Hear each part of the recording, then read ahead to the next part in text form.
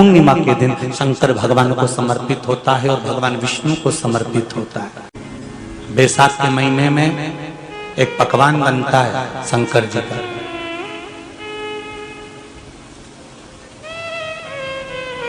शिव जी के हाथ में त्रिशूल है, शिव जी के 3 नेत्र हैं, बेलपत्री में भी 3 बोलते जाओ पत्ती है। बैसाख के महीने में जो शंकर भगवान को प्रसाद का भोग लगता है उसमें भी 3 ही चीज मिलती है। सत्तू कोई दूसरे महीने में बनता है? जम के तो बोलो नहीं। कब बनता है? यही बैसाख के महीने में।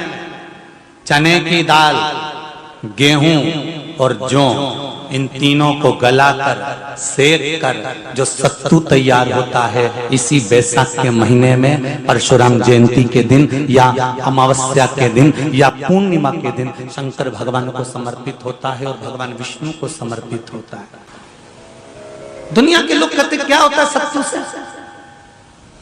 सास अपनी बहू से कहती है बेटा सत्तू बना ले, थोड़ा सा सत्तू बाजार से ले आना, 10 रुपए का खरीद कर ले आना। आज सत्तू, आज अपन पूजन करेंगे सत्तू की, अक्षय तृतीया है, थोड़ा सा पूज देंगे, थोड़ा सा भगवान को भोग लगा देंगे, सत्तू का लड्डू बना लेंगे। बोलो री जी सही है कि गलत है?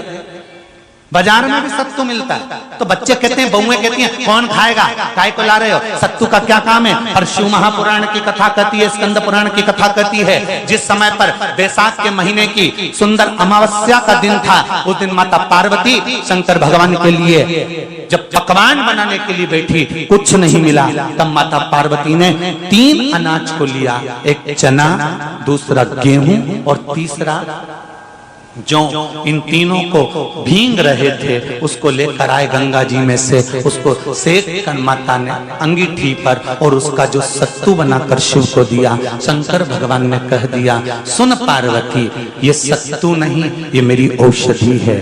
बैसाख के महीने में जो खाएगा वो जिंदगी भर रोएगा नहीं, शरीर से स्वस्थ होगा। अब उसको लोगों ने हंसी खेल में ले लिया, सत्तू का क्या काम, मम्मी हम नहीं खाएंगे, बड़ा पूरा। शिव जी का एक एक चीज। बैसाख के महीने में पियो बेल, बेल मतलब समझ गए, बेल का रस।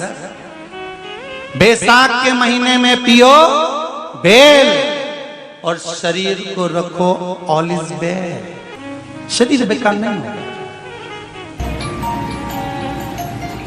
शरीर बेकार नहीं हो सकता। अब शिव आराधना तो करो। हाँ, जिंदगी की मोड़ पर शंकर परीक्षा बहुत लेते हैं, बहुत परीक्षा। एक सुंदर संवाद आता है स्कंद पुराण, शायद आप लोगों ने सुना होगा, सुना हो तो भी सुन लो, नहीं सुना हो तो भी सुन लो। कांती नगर में राजा श्रीयाजी रहते थे, उनकी धर्मपत्नी का नाम था चांगुणा। क्या नाम है उनका? चांगुणा। चांगुणा शिव भक्ति में लीन रहती थी, उसे शंकर की भक्ति के सिवा कुछ सुहाता ही नहीं था, शिव आराधना के सिवा उसको कुछ भाता ही नहीं था। दिन भर शंकर की शरणागति करना, शिव का स्मरण करना, शिव भक्ति में डूबे रहना। शंभो शंकर कह रहे हैं, माँ उमा से, माँ पार्वती से मेरा महेश कह रहा है, मेरा बाबा भोलेनाथ, मेरा बाबा विश्वनाथ, मेरा त्रिकालदर्शी कैलाशी अविनाशी कह रहा है कि हे पार्वती,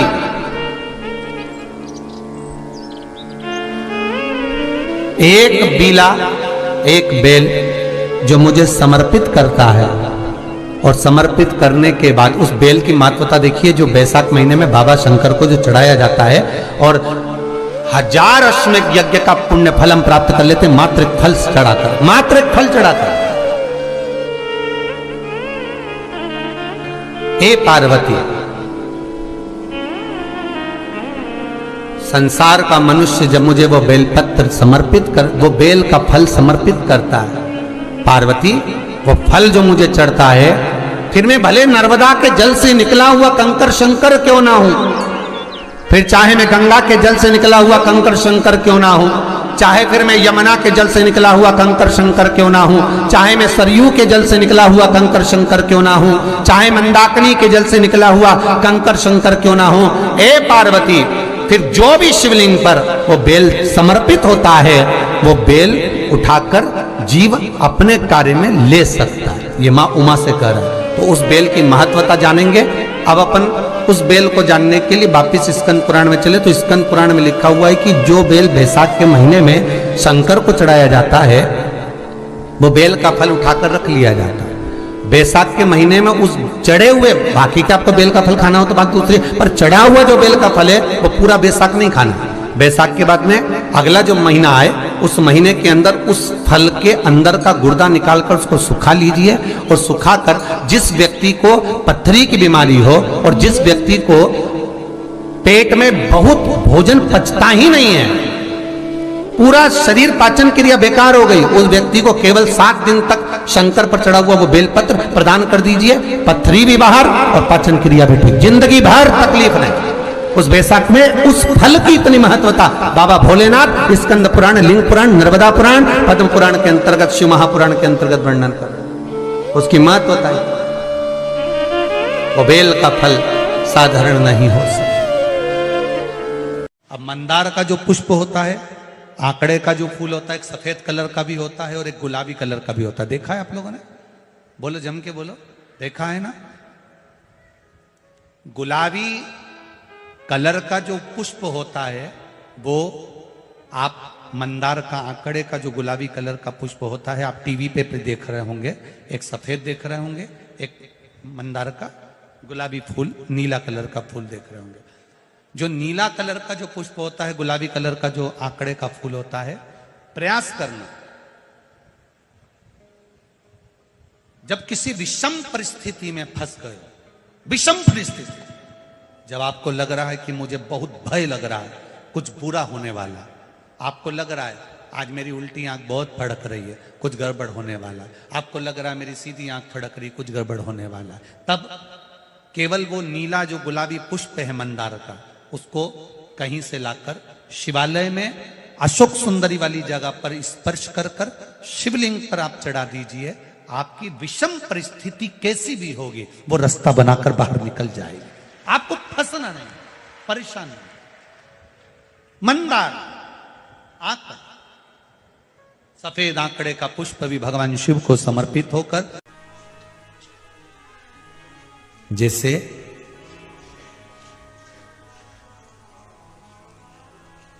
बेले के फल का गुर्दा, बेल का जो फल होता है, बेलपत्री का फल, उसका जैसे गुर्दा, उसके अंदर का जो भाग होता है बेल का, वो गुर्दा,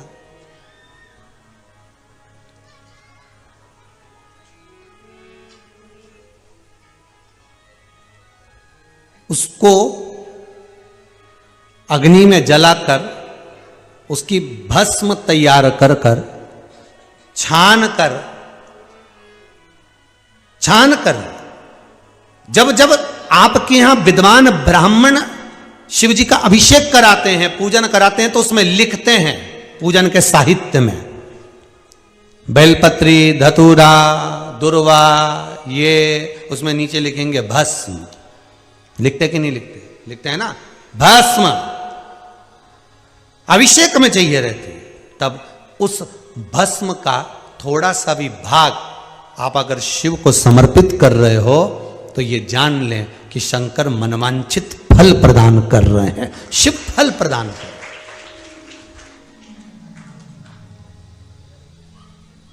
महाराज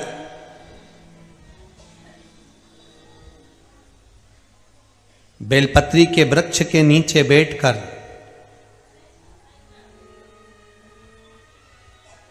हाथ में एक बेलपत्र का पत्ता रखकर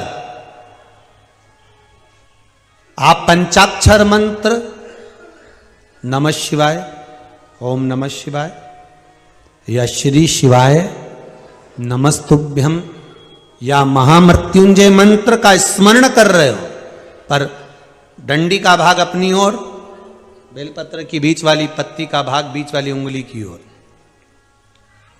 रखकर अगर आप स्मरण कर रहे हैं और अपनी कामना कर कर बेलपत्री के वृक्ष के नीचे बैठकर उस पत्ते को सम्मुख रखकर बाबा से विनय कर कर एकांत में उस बेलपत्री के वृक्ष की छांव में, बेलपत्री के वृक्ष की छांव